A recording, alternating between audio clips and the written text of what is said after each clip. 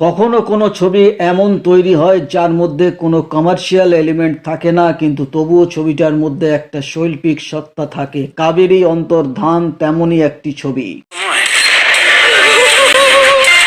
কাবেরী নিরুদ্দেশ বা নির্মলবাবুর আততায় কি একটা অন্তত কিছু প্রোগ্রেস ছবিটির পটভূমি নর্থ বেঙ্গল ও সময়টা নকশাল পিরিয়ড। নকশাল মুভমেন্ট ও নকশাল পন্থীদের একে একে এনকাউন্টারে শেষ করে দেওয়া সাহসী পুলিশ ইন্সপেক্টর কৌশিক সেন নিজের বাড়িতেই খুন হয়ে যায়। ছবি শুরু হয় এই দৃশ্য দিয়েই এবং তার সঙ্গে নিরুদ্দেশ হয় তারই বোন শ্রাবন্তী। মনে করা হয় শ্রাবন্তী খুন করে পালিয়ে গেছে। শ্রাবন্তীর খোঁজ চলতে থাকে কিন্তু শ্রাবন্তীকে পাওয়া যায় না। এই পরিবারের সঙ্গে জড়িয়ে আছে ওতপ্রোতভাবে প্রসেনজিৎ, যিনি একজন পেইন্টার। ছেলে মেয়েদের আঁকা শেখানো তার কাজ। শ্রাবন্তীও তার কাছে পেইন্টিং শিখতে যেত। এই তদন্তের দায়িত্ব নিয়ে আসে কৌশিক গাঙ্গুলি সুদূর কলকাতা থেকে নর্থ বেঙ্গলে। তারপর উঠে আসে একের পর এক ঘটনা যা এই পরিবারের চারপাশে ছড়িয়েছিল এতদিন ধরে, যা আস্তে আস্তে দিনের আলোর মতো পরিষ্কার হতে থাকে। মূলত কে খুন করেছে, কেন করেছে, আর কাবেরী ওরফে শ্রাবন্তীর অন্তর্ধানের পিছনে কি রহস্য,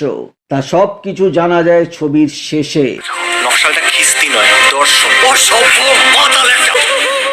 ছবিতে বেশ কিছু চমক আছে যা আগে থেকে প্রেডিক্ট করা যায় না। সেগুলো আপনাকে বেশ এক্সাইটমেন্ট দেবে, তবে ভুল ত্রুটি চোখেও পড়ে অনেক। যেমন কৌশিক গাঙ্গুলি সারাক্ষণ মদ্যপান করে। তো একজন সরকারি কর্মচারী কিভাবে ডিউটি আওয়ার্সে মদ্যপান করেন আর তাকে সাসপেন্ড বা তার চাকরি চলে যায় না, সেটা বোঝা যায় না। তাছাড়া যেসব ক্লুগুলো তিনি খুঁজে পাচ্ছিলেন একের পর এক, সেগুলো যেন তার হাতের সামনেই ছড়িয়েছিল। তিনি এলেন আর সেগুলো তার একটা একটা করে চোখের সামনে পড়তে লাগলো। এইরকম দু একটা ভুল ত্রুটি ছবিতে চোখে লাগে।